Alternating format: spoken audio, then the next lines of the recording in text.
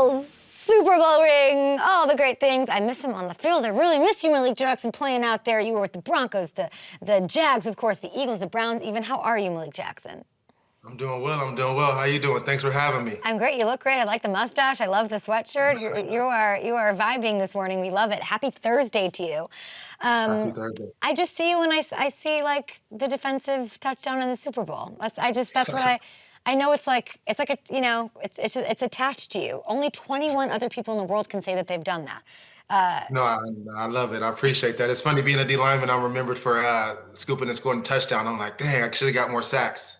Yeah, well, you got plenty of sacks. You definitely did that. What do you remember most looking back at that Super Bowl? Really just understanding, the first time we went to Super Bowl 48, it was quite a disaster. So I just remember just everybody taking it serious and just understanding we have one chance to win this. And then once we won, just being so surreal, that was my contract year. So it really couldn't have ended any better for me. Yeah, and that might have been the biggest play of your career, obviously the most memorable one, but you also famously gave Joe Burrow his welcome to the NFL moment back in 2020 with the Eagles. Woo! Talk me through this. Yeah, no, I appreciate, first of all, I appreciate him holding on to the ball. I wish he would have held on a little bit longer. It would have been a better highlight. But it's funny because I got pulled out the game for roughing the passer. And, that was the time, being a guy that came in 2012, you could hit quarterbacks, lay on them, drag them around. So it was quite hard to adapt to the new rules. So, but I was in the zone. I think I did well, and I hope he learned. I know he learned a lesson on looking where you're running. Did he make a noise? Did he talk to you after? I mean, that's. Yeah, it was like a and then his coach came out trying to get after me, and it's funny because when you're in the heat of battle, you're fighting grown men. And somebody else comes on the field that's not that, it's kind of, my attention really turned towards him, and I was ready to get after him. But then I switched and realized who he was, and calmed down and just walked off the field. But a lot of people tried to come to his defense, but it's football, so I was just playing the game. It is football. I didn't realize what happened to you after that play. I was just wowed by that imagery that producers showed me. I didn't know that you said you got kicked out of the game? No. No. I got pulled off the field, Coach. I got a flag and pulled off the field, and Coach Peterson was like, "It's for optics. It's for optics." I was like, "I don't give a damn about optics," So it's for optics. It's PR. It's PR, Malik. Take a breather. Drink a Capri Sun and eat some orange slices over there. Saxonville. There's people on our set who think that Saxonville 2.0 is here in 2024. Do you agree? Could it be? Could it be? I see what they're doing, getting Eric Armstead down there, really beefing up the line with Josh Allen.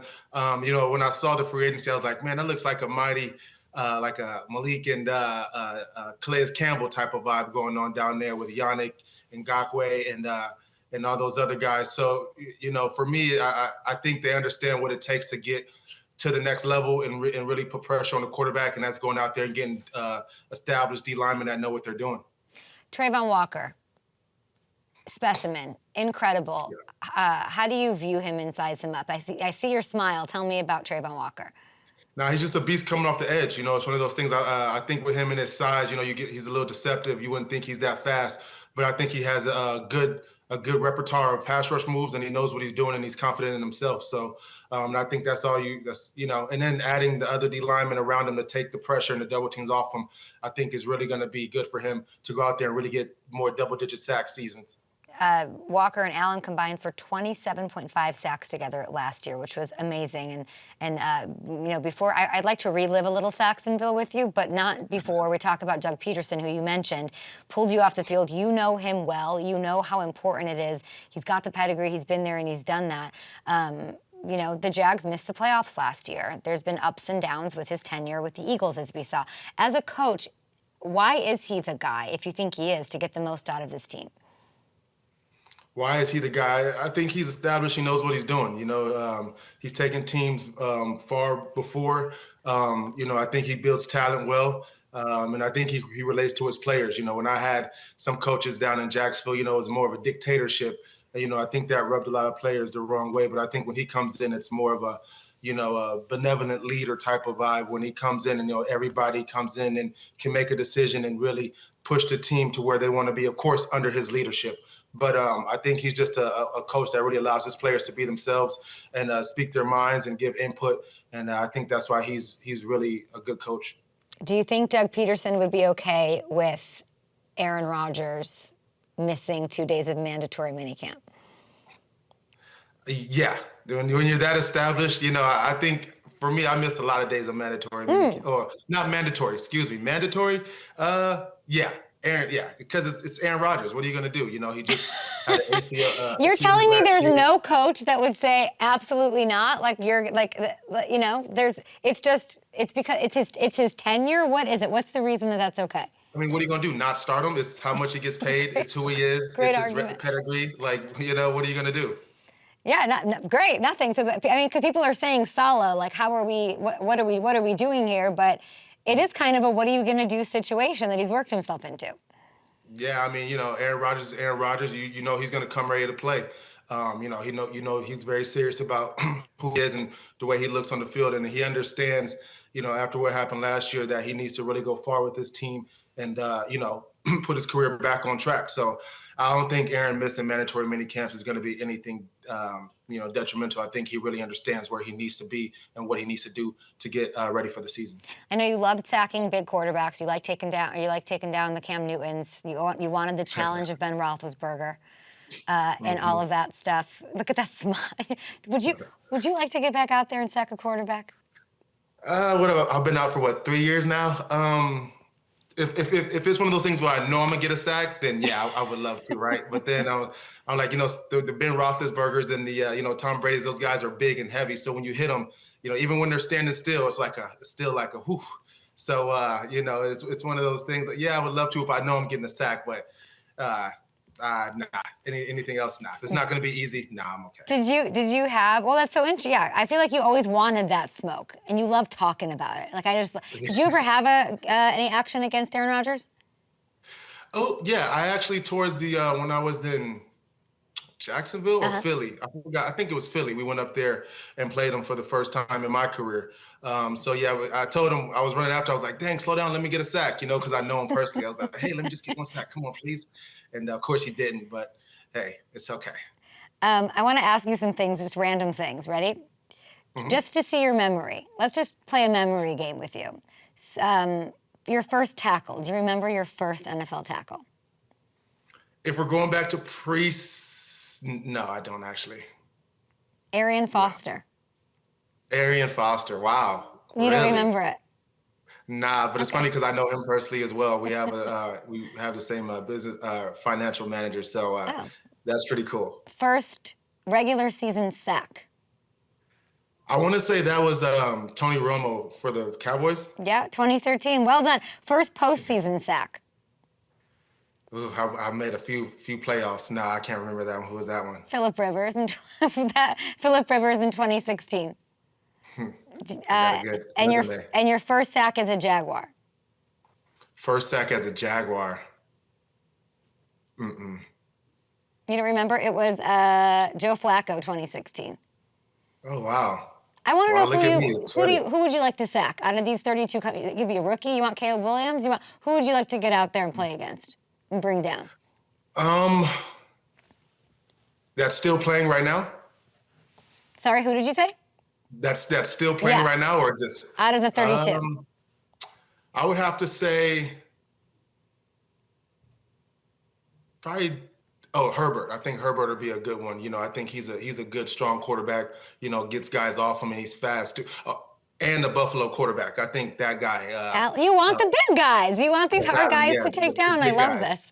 Yeah, those are the ones. I just love talking to you. I mean, you were a former Walter Payton Man of the Year nominee. You did it on the field, off the field, all the right things between. Incredible career. Super Bowl champion, of course. Some incredible plays that are unforgettable.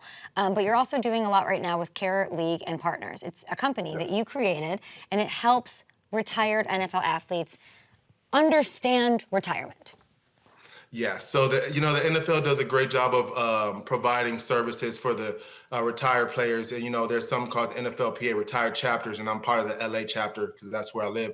But when I retired, I just realized it was, once you have a training room, it's real easy to kind of realize how hard it is when you retire to navigate the healthcare system. So I wanted to do something to help retired guys just understand the benefits that the NFL has, help them get with primary care physicians and, massage therapists, ancillary services and such things. So just something just to keep these guys in the same sphere as having a training room. Because, once you get out here in this general pop, it's interesting to try to, realize what you need to learn and master it fast. I love it. It's careleaguepartners.com. We have it right here, everybody, and you can make a difference. Before I let you go, Malik, Myles Garrett. Love him. I want the world for him. I want a Super Bowl ring for him. I know that you at one point said, and it was a little bit misconstrued, or if you can just even talk me through it, about what you wanted from him off the field. Do you feel like you're seeing that evolution? Do you still feel that way? Yeah, no, I think he's a great player. I think he really works hard. I think, he really puts his talents first, and I think he's becoming better as a team player. One of those things, when I was with him, he was just a little younger. And, I think when he had a lot of older guys in the room, he allowed them to really, nurture and, show the guys. But I think, my last few days and weeks there, last year there, you really saw him coming on, teaching the guys and really sharing his knowledge. And I think that's really going to be able to take him further because, I think as you teach guys and really put yourself in the spot of going back to your basics, you refine and understand what you're doing more and more, and it makes you better. So I think he's really, and plus with Jim Schwartz down there, I think it's going to be one of those things that, he really takes him to the next level. I think, Jim Schwartz really going to go back to those Tennessee Titan heydays to really get the best out of him. And I think it's going to be a great partnership. I love to hear that. I love to hear he's become more of a team leader, is what you're saying, making the team better and focusing on the team, which I think is what you wanted for him and sort of said about what you would want for Myles Garrett. And as somebody who played with like DeMarcus Ware and Von Miller, where does Myles fit in among the best that have done it?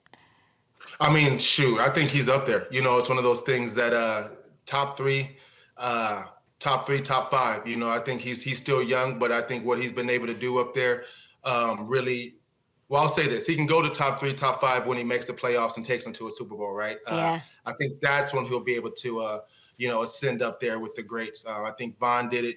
D-Ware came from Dallas and did it. Yeah. So I think he really needs to take the team to the next level, and then that will put him on that pedestal. Right now you just can't be having great season and going home in January, or December. You really got to take your team to the next level to be considered one of the greats. I miss those days with the Broncos. We're going to take a short break here, but I want to keep you just for 1 second because we're live on YouTube still, so we'll get this off. And everybody, guys, it's careleaguepartners.com for that. I'm so grateful that you came and joined the show. I want that Broncos. I was at the facility last year for training camp, and I'm seeing Shannon Sharp. And it's so, like, the people who played for this team, the legacy, like what this team is. What is the one really specific thing that you need to see from this team this year to know they're on the right path?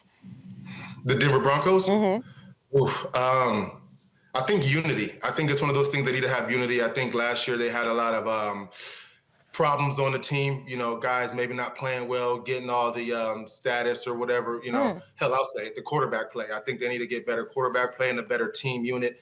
I thought the defense played well, but, still need to step up and really drag the team along. So I think it's just team unity, no bickering, no arguing, everybody understanding their role and playing it to the best of their ability. And if not, sit them down and get the next guy, because it's always about the next guy up. So that's what I think needs to happen. Do you think they have the guy? Do you think out of Bo Nix or Stidham or Zach? Oh, no. You don't think they have the guy?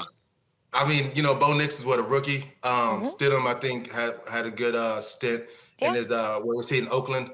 But, I think time will tell. I think it's a big ask for guys that come in there, especially in that city, because there's been greats like Peyton Manning and John Elway, right? So you're trying to live up to a lot of legacy there. And they want to win now. So I think that they can step up, but, in that league with Kansas City, Oakland, and Chargers, it's one of those things that's going to be a tall order for those guys right away. But I think they can do it if they really put the team behind them and, everybody else steps up and starts playing at a high level. They haven't had a winning season, I think, since 2016, which makes sense. Which is wild. Last one for you. Makes sense. the shade. What did you say, Hamilton? They haven't won a playoff game since, or made the playoff since your. They haven't won a playoff game or made the playoff since your Super Bowl. Wow. Because they didn't want to pay Malik Jackson. It's insane. I told them, just pay me what I'm worth. You know, it would have been all good. Let's go! I love that. Quick one for you. Did Peyton Manning ever miss mandatory? No way. Nah, he didn't. He did, you know. Interesting. But it's like, you know, apples and oranges. You know, PM and Aaron Rodgers are two different guys. You know what I mean? That's a conversation for another day. Don't worry, I won't hook you on that one. We appreciate it so much, Malik Jackson. They should have paid you. That was the best part of this whole interview. They should have paid. They would have solved the problem. Thanks, Malik. Always good seeing you guys. Good Thank seeing you. you.